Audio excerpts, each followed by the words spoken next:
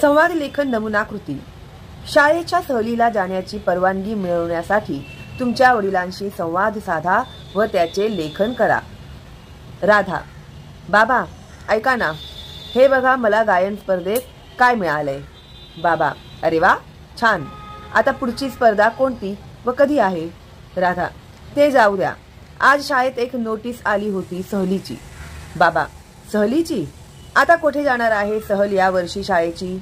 राधा: या वर्षी ना महाबळेश्वरला जाणार आहे। 4 दिवसांची सहल आहे। फक्त 3000 रुपये व तुमच्या परवानगीची चिठ्ठी लागेल। बाबा: काय 3000 रुपये आणि 4 दिवस तू एकटी जाणार? वेडाबाई, नाही जमणार।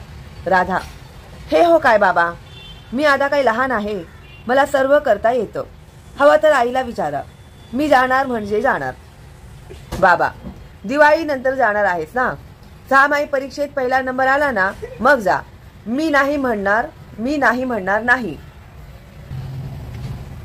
राधा: बाबा ओढून: अटी हो कसल्या घालता? मी अभ्यास करत नाही का? मी कोणत्या वर्षी नापास झाले आहे का? पहिला नंबर नाही मिळाला कधी, पण पहिल्या 10 तर आहे ना। बाबा: राधे अगं काळजी वाटते, तळ हातावरच्या फोड्यासारखी जपली तुला। 4 दिवस नजरे आड होणार नाही, जमायचं। राधा: माझ्या सर्व मैत्रिणी जाणार, आम्ही खूप खूप मज्जा करणार। आमचं आधीच ठरलं आहे, मी जाणार म्हणजे जाणार। माझ्या मैत्रिणी रागावतील, बोलणार नाहीत माझ्याशी। बाबा: अगं पण महाबळेश्वरला थंडी किती असते माहित आहे का तुला? आणि हल्ली ते सेल्फीचं फॅड, तुझ्या मॅडम बाई कुणाकुणाकडे लक्ष देणार? तू परत येईपर्यंत काळजी करत राहावे लागणार। नको नको नको जाऊ, माझं ऐक। बाबा: राधा: बाबा मी तुमची मुलगी का मुलगा? मुलगी ना?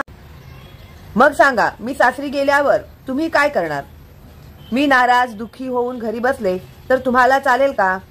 ऐका, मी तर नाव सुद्धा दिलं आहे आमच्या बाईंना। मला विश्वास आहे तुम्ही नाही म्हणणार नाही, नाही तर मी रागवेन हा। बाबा: जा बाई जा, पण जपून राहायचं, वेडेपणा करायचा नाही। ती सेल्फी वगैरे तर बिलकुल नको। आणि राधा: पुरे